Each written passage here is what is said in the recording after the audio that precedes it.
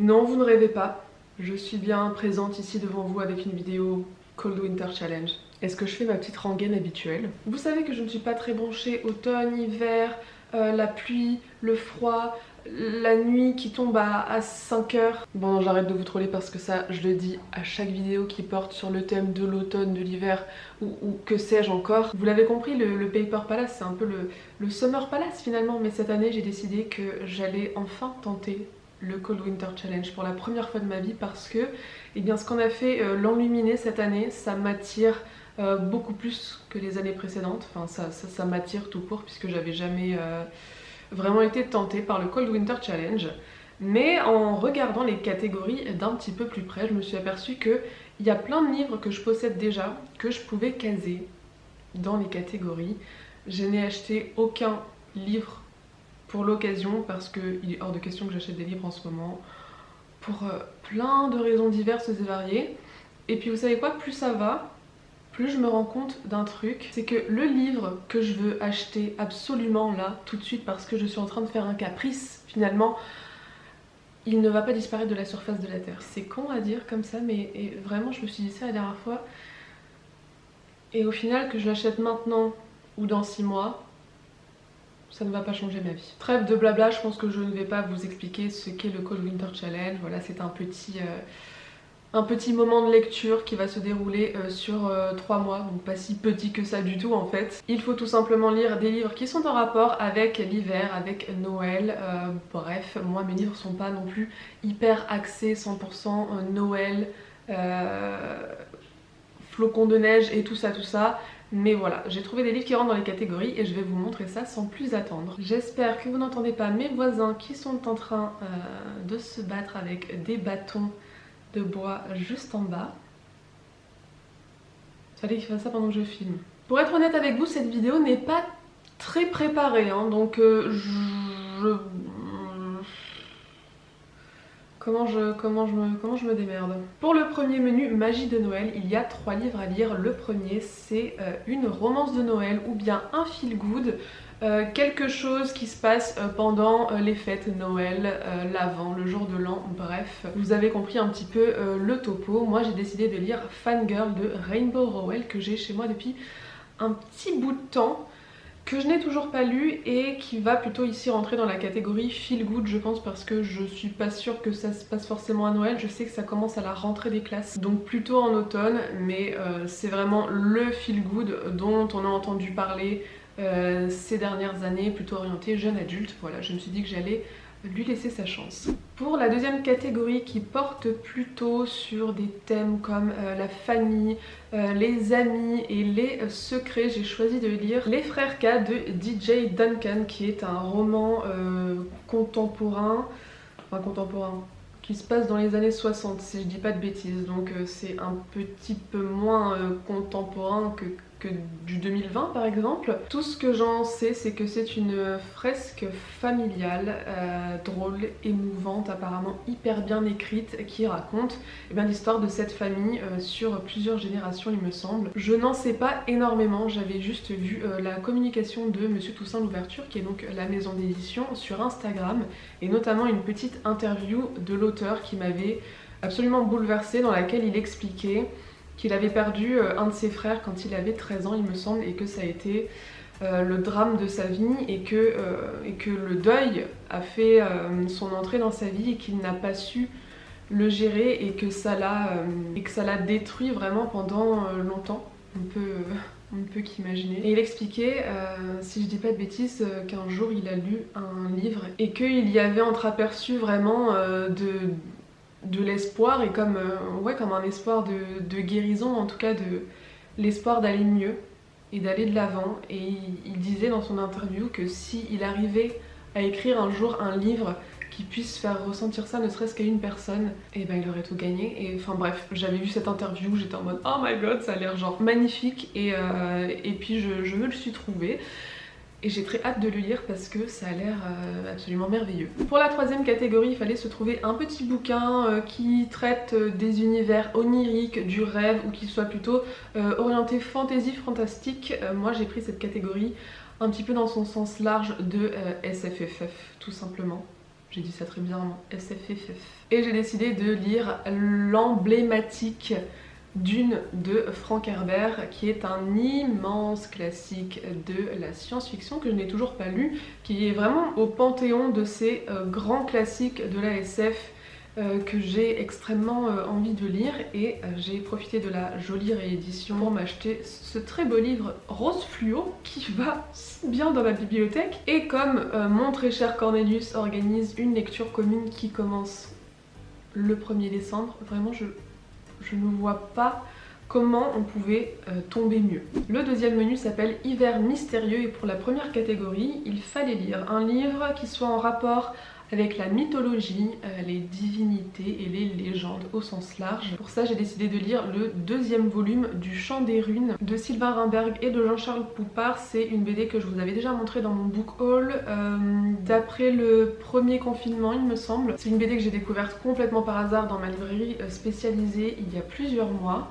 et qui parle ici de mythologie nordique. C'est un thriller un petit peu fantastique dans lequel une inspectrice enquête sur la disparition d'une célèbre pop star en Suède. Et pour l'instant j'ai lu qu'un volume bien évidemment, donc je connais pas encore tous les tenants et aboutissants de l'histoire, mais il y avait un sacré gros pan de l'histoire qui je pense va se développer dans les volumes à venir et qui est totalement relatif à la mythologie nordique, donc je pense que c'est parfait. Un livre qui met en avant le féminisme et les femmes de pouvoir, j'ai décidé de poursuivre cette merveilleuse série de mangas que j'adore, Le Tigre des Neiges de Akiko Higashimura. J'en suis au tome 4, j'ai aussi le 5 qui m'attend. C'est un manga dont j'ai déjà pas mal parlé sur cette chaîne, qui retrace l'histoire d'un général de guerre qui a véritablement existé au Japon pendant le XVIe siècle. Sauf que il y a plein de petits détails de l'histoire et plein de petites choses qui font penser que ce général était en fait peut-être une femme. On y croit, on n'y croit pas, ce sont des... On peut pas vraiment en être sûr parce que ça remonte à il y a tellement longtemps et il n'y a pas tant de preuves que ça. Mais ici, la mangaka est partie du postulat que, en effet, cette personne était une femme et elle retrace son histoire depuis sa naissance jusque là j'en suis où elle est à peu près adolescente. Je trouve ça passionnant, je trouve ça hyper bien fait, les dessins sont magnifiques, j'ai trop hâte de continuer. J'avoue je les lis pas tous à la suite parce que j'aime bien faire durer un petit peu le plaisir, mais j'ai vraiment hâte de m'y remettre. Et en plus la plupart des volumes se déroulent souvent en hiver. Voilà, c'est dans les montagnes au Japon, c'est très enneigé, c'est très froid, c'est beau, c'est... Oh, j'adore. Et pour la dernière catégorie qui se concentre sur des thèmes comme la transformation et la métamorphose, j'ai décidé de lire le deuxième tome du Sorceleur de Andrzej Sapkowski, que j'ai commencé déjà l'année dernière, à peu près vers Noël.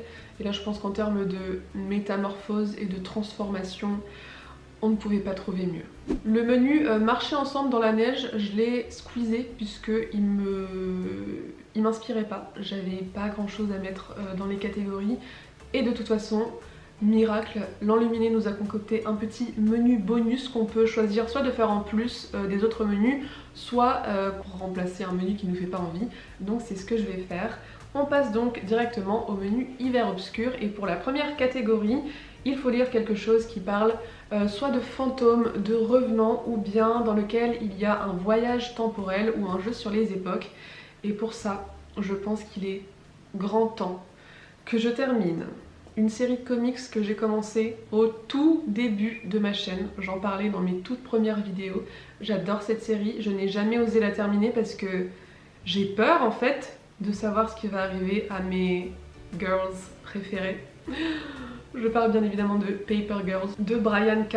Vaughan et de Cliff Chiang, avec également Matt Wilson et Jared K. Fletcher. Ça fait longtemps que j'ai pas parlé des Paper Girls, c'est cette superbe série de comics aux couleurs absolument magnifiques, un peu style néon des années 80, qui raconte l'histoire de ces 4 nanas qui sont adolescentes. L'histoire commence dans les années 80, c'est le soir d'Halloween, ce sont des Paper Girls, donc elles distribuent le journal tout simplement. Et dans leur petit patelin va se passer ce soir-là un truc complètement improbable. Des gens bizarres vont débarquer, des choses bizarres vont se passer, et il y a une histoire de voyage dans le temps là-dedans. J'adore cette série, j'adore les personnages, j'adore les thèmes qui sont abordés, j'adore le ton sur lequel c'est abordé. Je trouve ça absolument génial. En plus, c'est pas une série de comics à rallonge, donc si vous voulez tester, ils sont également traduits en français et il y en a que 6. Donc je pense que je vais me faire une relecture des 5 premiers tomes parce que clairement c'est compliqué à comprendre. Et puis ensuite, il faudra terminer avec le 6 quoi. Faudra s'y mettre un jour. Dans la deuxième catégorie, on part plutôt sur de l'épouvante, de l'horreur, du thriller ou du suspense. Et pour ça, j'ai décidé de lire Baptism de Kazuo Umezu, que j'ai déjà montré aussi dans ce petit book haul toujours du déconfinement en mai dernier. J'ai l'impression que ça va être une histoire un petit peu horrifique, un peu barrée, un peu Kazuo Umezu quoi. J'adore son style, j'adore les dessins et j'ai hâte d'en lire plus de lui, donc j'ai très hâte de lire. Pour la dernière catégorie dont j'adore le nom, puisqu'elle s'appelle Nuit du solstice. J'adore ce mot, solstice, c'est trop beau. Il faut lire un livre de moins de 300 pages et j'ai choisi L'invention de la solitude de Paul Auster, qui, vous le savez, est un de mes auteurs préféré, je l'admire, je me prosternerais à ses pieds s'il était devant moi. Et il se trouve que L'invention de la solitude, je l'ai depuis très longtemps. Je ne sais plus quand je l'ai acheté, mais ça fait des années et je n'ai jamais réussi à le lire puisque ça parle de la mort de son père, ça parle de comment il est devenu écrivain, donc c'est très autobiographique. Déjà, L'invention de la solitude. Rien que ce titre me donne une crise d'angoisse. Il me semble que c'est un des premiers livres qu'il a écrit, si ce n'est le premier. C'est bien ça, c'est le premier livre qu'il a écrit. Donc voilà, c'est un livre qui est assez autobiographique. Et je sais pas, j'avais déjà commencé à lire une bonne cinquantaine ou soixantaine de pages il y a assez longtemps. Et ça me bouleverse en fait. Parce que bon, le thème il est quand même pas facile. Je sais que je vais apprécier parce que c'est Paul Auster, même si bien évidemment il y a des romans de lui que j'ai adorés, d'autres que j'ai moins aimés.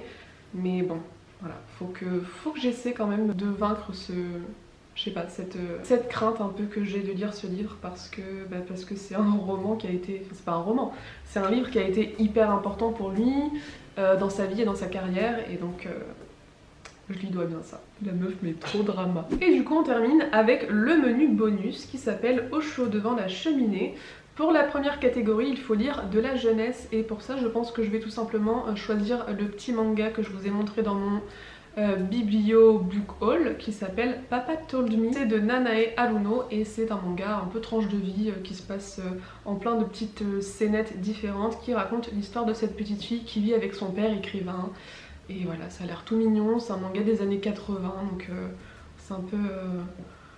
je sais pas ce que je voulais dire en fait, le rapport avec l'époque, aucune idée. Mais en tout cas, ça a l'air mimi, c'est de la jeunesse, ça rentre dans la catégorie, c'est l'essentiel. Pour la deuxième catégorie, et là c'est un petit peu le moment où je vais peut-être m'accorder un petit cadeau de Noël. Il s'agit d'une suite de romans graphiques que j'aime beaucoup et que je trouve absolument magnifique et qui rentrerait bien dans cette catégorie que j'ai envie de lire. Il s'agit du 3e tome de Stand Still,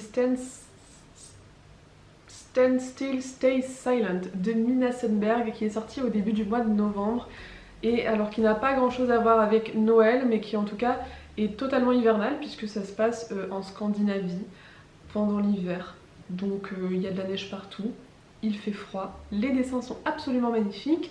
D'ailleurs, je pense, est-ce qu'on en parle du fait que Mina Sundberg a quand même vu l'avenir, puisque la meuf a quand même écrit une histoire dans laquelle une pandémie a buté la quasi-totalité de l'humanité et au cours de laquelle finalement seuls les pays scandinaves en ont réchappé puisque ce sont les premiers à avoir fermé leurs frontières. Voilà, je sais pas si ça vous rappelle quelque chose.